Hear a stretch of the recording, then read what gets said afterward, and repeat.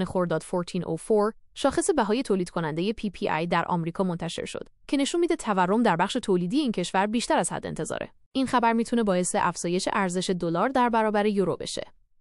البته باید منتظر انتشار آمار رسمی و واکنش بازار باشیم.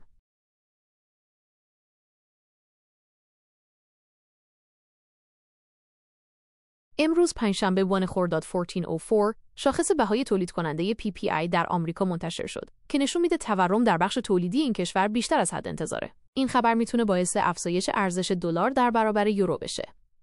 البته باید منتظر انتشار آمار رسمی و واکنش بازار باشیم.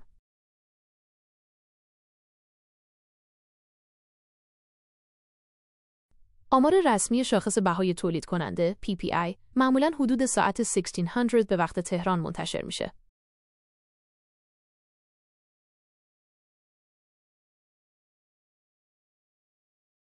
با توجه به اینکه شاخص بهای تولید کننده PPI بالاتر از حد انتظار منتشر شده، پیش بینی میشه که تورم در آمریکا همچنان صعودی باشه. این موضوع میتونه باعث تقویت دلار در برابر سایر ارزها بشه.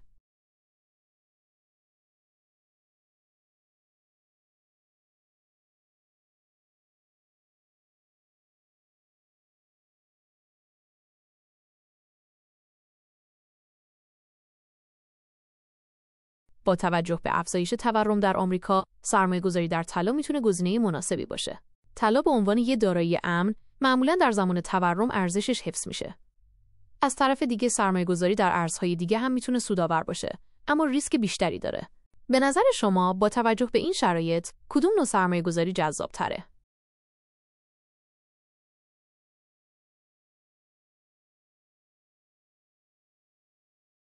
با توجه به افزایش تورم در آمریکا، سرمایه‌گذاری در طلا میتونه گزینه مناسبی باشه. طلا به عنوان یک دارایی امن، معمولاً در زمان تورم ارزشش حفظ میشه. از طرف دیگه سرمایه‌گذاری در ارز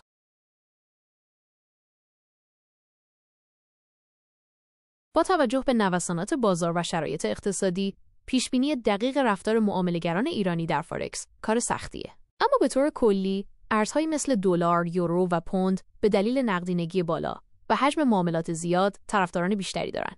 البته عوامل دیگه‌ای مثل اخبار اقتصادی، تحولات سیاسی و حتی رویدادهای منطقه‌ای هم میتونن روی انتخاب معامله‌گران تأثیر بذارن. شما خودتون بیشتر روی چه ارزهایی تمرکز میکنید؟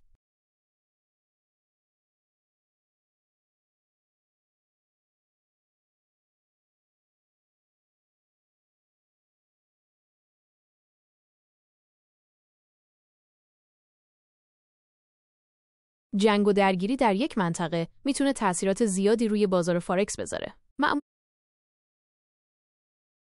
به عنوان یک مدل زبانی هوش مصنوعی، من نمیتونم توصیه‌های مالی ارائه بدم. اما به طور کلی،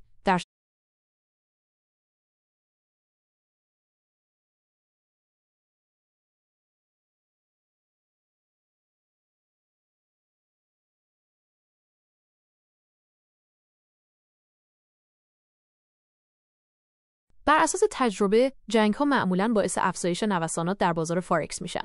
در زمان جنگ آمریکا با عراق و افغانستان، ما شاهد افزایش قیمت دلار و ین ژاپن بودیم، چون سرمایه‌گذاران به دنبال دارایی‌های امن‌تر میگشتن. البته پیشبینی دقیق بازار خیلی سخته، چون عوامل زیادی روی اون تأثیر میذارن.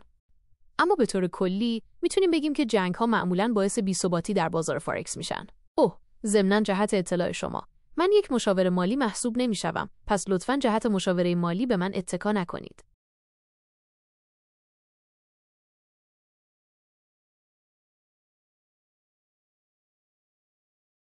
درسته. جنگ‌ها معمولاً باعث افزایش نوسانات در بازار فارکس میشن. مثلا در زمان جنگ آمریکا با عراق و افغانستان.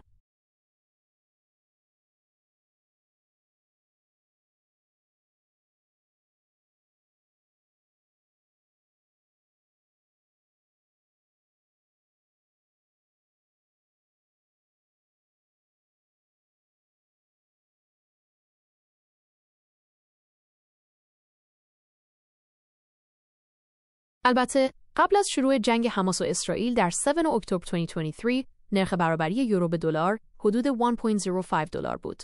پس از شروع جنگ به دلیل افزایش نگرانی‌ها و ریسک‌های ژئوپلیتیکی نرخ برابری به 1.07 دلار افزایش یافت. به طور کلی در شرایط جنگ و ناآرامی سرمایه‌گذاران به دنبال دارایی‌های امن‌تر می‌گردند و این موضوع می‌تواند باعث تقویت ارزهای امن مانند دلار آمریکا شود.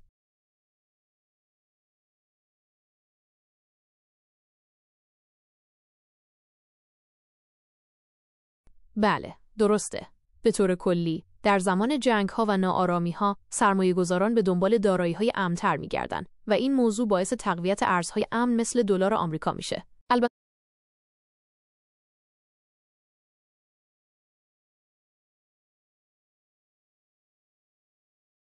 به طور کلی طلا هم مثل دلار در زمان جنگ‌ها و ناآرامی‌ها به عنوان یک دارایی امن مورد توجه قرار می‌گیره. به همین دلیل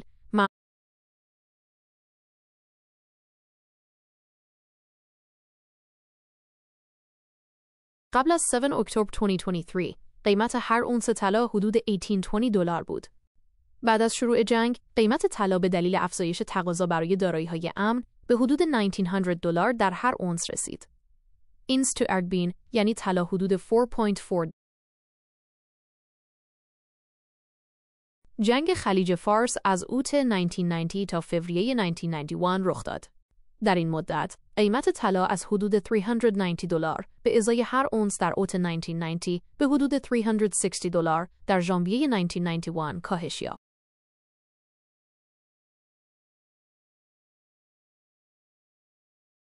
بله، درسته.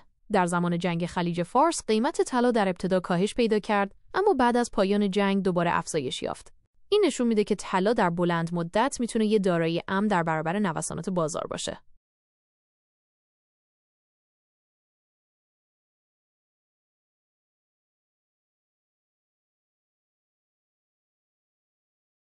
پایان جنگ ایران و عراق در سال 1988 تأثیرات پیچیده‌ای روی بازارها داشت. همونطور که میدونید اون زمان اقتصاد ایران به شدت وابسته به نفت بود. با پایان جنگ انتظار میرفت که صادرات نفت ایران افزایش پیدا کنه و این موضوع باعث تقویت ریال بشه. اما در عمل به دلیل مشکلات اقتصادی و سیاسی این اتفاق نیفتاد. در مورد طلا در سال 1988 قیمت طلا نسبتاً ثابت بود و تغییرات چندانی نداشت. اما بعد از پایان جنگ به دلیل افزایش تورم در ایران تقاضا برای طلا به عنوان یک دارایی امن افزایش پیدا کرد. به طور کلی پایان جنگ ایران و عراق تأثیرات کوتاه مدت و بلند مدت متفاوتی روی بازارهای مالی داشت.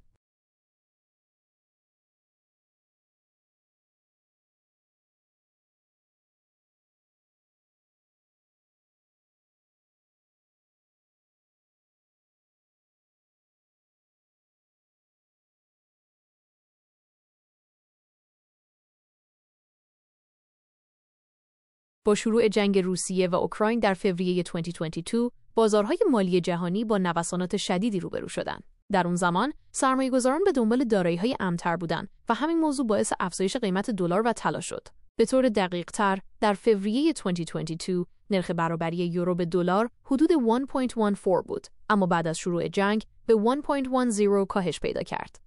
قیمت طلا هم در اون زمان حدود 1900 دلار به ازای هر اونس بود و بعد از شروع جنگ به حدود 2000 دلار افزایش یافت. به طور خلاصه جنگ روسیه و اوکراین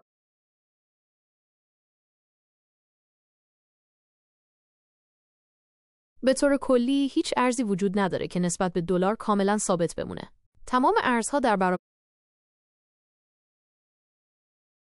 عوامل زیادی در نوسانات ارزها در برابر دلار نقش دارند. برخی از مهمترین اونها عبارتند از وضعیت اقتصادی کشورها، رشد اقتصادی، تورم،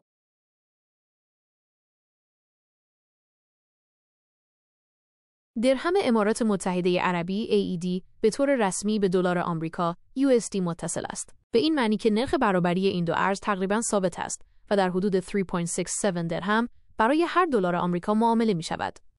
این اتصال به خاطر اینکه درهم امارات به طور رسمی به دلار آمریکا متصل است و نرخ برابری این دو ارز تقریباً ثابته. این اتصال توسط بانک مرکزی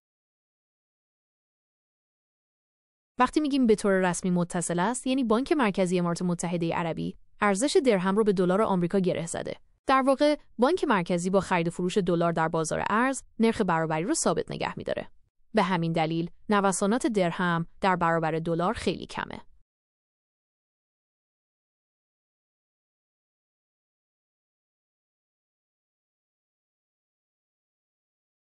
کشورهای دیگه‌ای هم مثل عربستان سعودی، قطر و عمان ارزهای خودشونو به دلار آمریکا متصل کردن. این کار باعث میشه که ارزش ارز اونها در برابر دلار ثابت بمونه و از نوسانات شدید جلوگیری کنه. به نظر شما چرا این کشورها این کار رو انجام میدن؟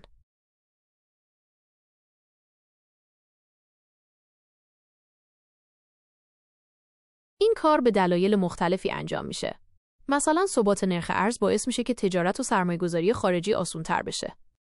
همچنین از اونجایی که قیمت نفت معمولاً به دلار تعیین میشه، این کار به کشورهای صادرکننده نفت کمک میکنه که درآمد خودشون رو پیش بینی کنن. به نظر شما چه معایبی ممکنه برای این کار وجود داشته باشه؟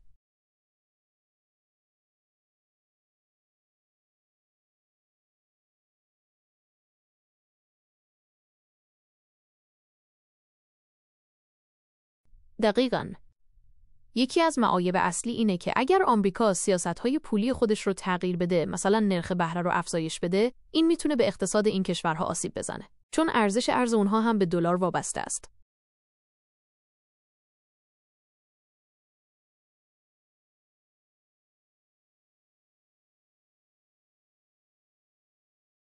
بله، درسته.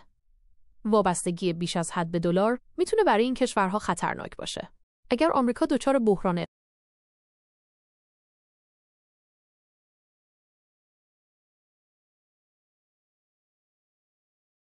بله، درسته. آمریکا به عنوان بزرگترین اقتصاد جهان منافع زیادی در حفظ ثبات اقتصادی در منطقه خلیج فارس داره. به همین دلیل بعیده که بخواد به این کشورها آسیب بزنه.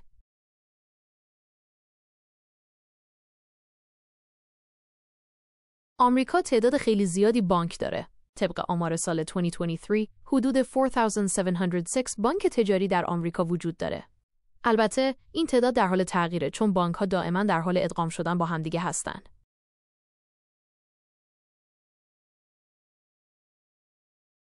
حدود 4706 بانک تجاری در آمریکا وجود داره.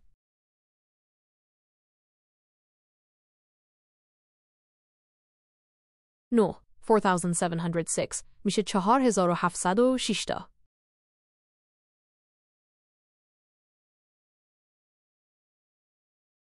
ایران تعداد کمتری بانک داره. حدود 30 بانک دولتی و خصوصی در ایران فعالیت می کنند.